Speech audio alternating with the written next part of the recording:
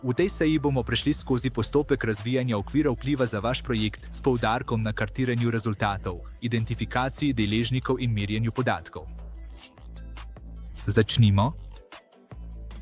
Najprej izberite projekt s socialnim ali okoljskim vplivom. Vodili vas bomo korak za korakom pri gradnji njegovega okvira vpliva. Za ilustracijo bomo uporabili projekt SEC. Začnite z naštevanjem rezultatov, ki jih vaša pobuda želi doseči. Rezultati so kratkoročni do srednjeročni učinki, ki odpirajo pot vašim dolgoročnim ciljem.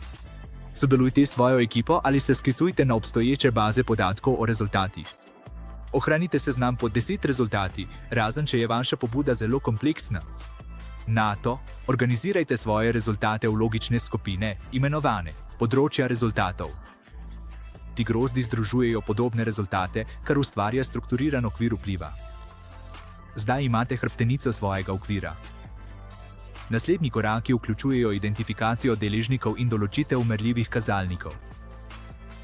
Vsak rezultat vpliva na deležnike, posameznike, skupnosti ali širše sisteme. Identificirajte vsaj enega deležnika za vsak rezultat. To zagotavlja, da vaš okvir odraža resnične, merljive vplive. Ko imate deležnike na mestu, določite kazalnike za kvantifikacijo svojih rezultatov. Ti kazalniki morajo biti jasni in merljivi.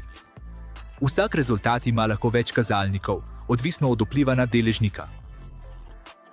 Da bi svoj vpliv komunicirali navzven, uskladite svoje rezultate z uveljavljenimi poročevalskimi okviri, kot so SDG, ESG ali GRI. To povečuje verodostojnost in podpira formalno poročanje. Izberite ustrezne dimenzije iz teh okvirov in jih vključite v svoj model vpliva. Merljivost zahteva podatke. Določite svoje načine preverjanja. Orodja in metode za zbiranje informacij o vsakem kazalniku. To so lahko ankete, intervjuji ali uradni zapisi. Odločite se, kako, kdaj in kdo bo zbiral podatke. Čestitke! Zdaj imate popoln okvir vpliva s strukturiranimi rezultati, usklajenimi deležniki, merljivimi kazalniki in metodami preverjanja. Da povzamem, učinkovit okvir vpliva vključuje določitev in grupiranje rezultatov, identifikacijo prizadetih deležnikov, dodeljevanje merljivih kazalnikov, usklajevanje z uradnimi taksonomijami ter vzpostavitev metod preverjanja.